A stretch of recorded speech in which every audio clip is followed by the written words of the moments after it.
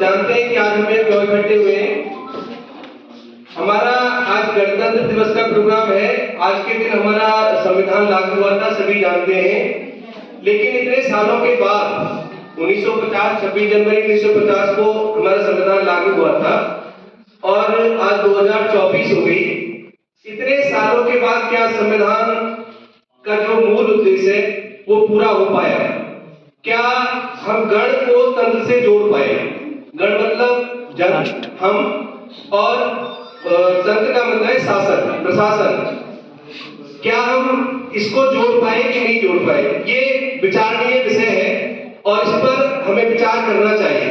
Youth को तो खास कर करना चाहिए। हम लोगों को सोचना चाहिए कि हम इसमें क्या करें।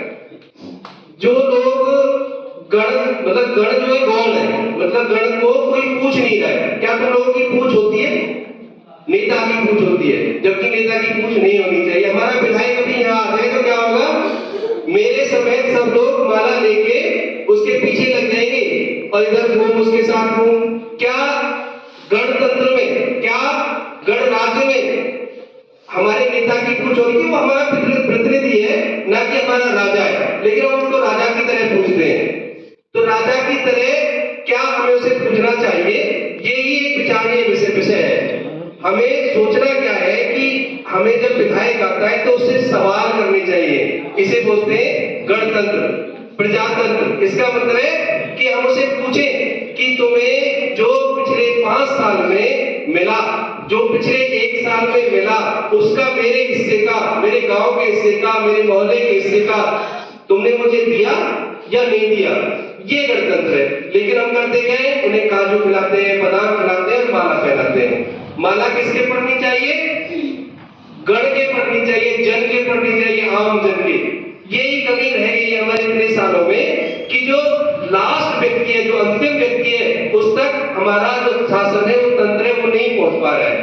और उसको पहुंचाने के लिए हम सब लोगों को तैयारी करनी पड़ेगी, यूथ को तैयारी करनी पड़ेगी। जो जवान है, देखो मैं सवाल करना शुरू करूंगा या मुझसे वाले ऊंचे वाले बुजुर्ग सवाल करना शुरू करेंगे अब, क्योंकि व्यवस्था ऐसी बनती है कि हम सवाल नहीं कर सकते हैं।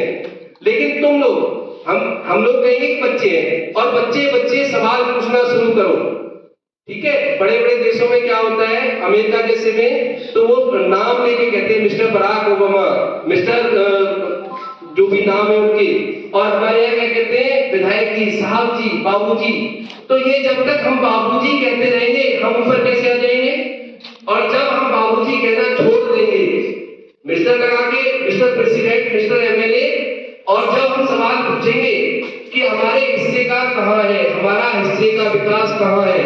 विकास क्या सड़कें हैं? क्या विकास भवन है? नहीं।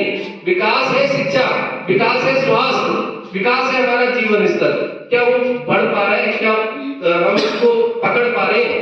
अब आप हिसाब लगाइए कि एक आम आदमी का बच्चा क्या एमबीबीएस करके डॉक्टर बन सकता है? प्राइवेट कॉलेजों से एमबीबीएस करने के 1 करोड़ रुपए लगते हैं। 1 करोड़ रुपए। अच्छा चलो, तुम पे नहीं है, गवर्नमेंट कहती है वो ले लो, लोन ले लो, शिक्षा का लोन मिलता है, एजुकेशन लोन मिलता है।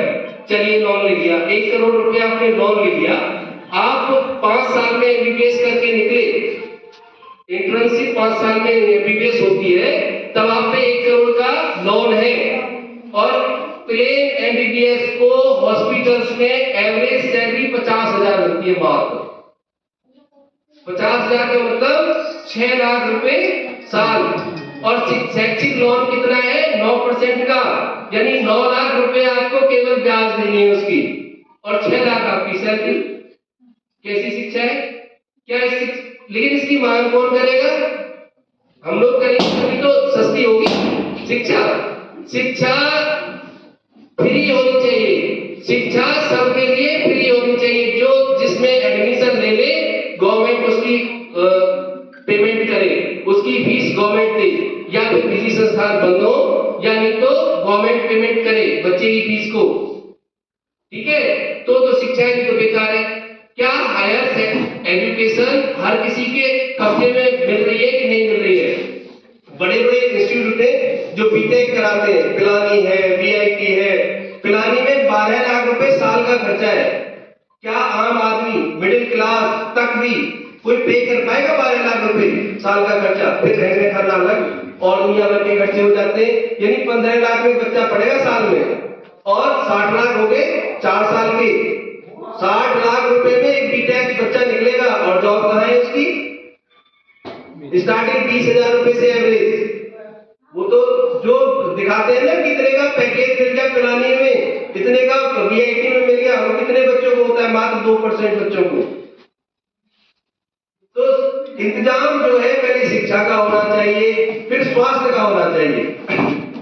अगर एक गरीब आदमी हार्ट का ऑपरेशन करवाने पहुंचे, हार्ट की बीमारी आजकल सबको चल रही है, कैंसर बहुत रेयर केस है जो बच रहे हैं लोग, नहीं तो अब ज्यादातर होते जा रहे हैं बीमारियां इतनी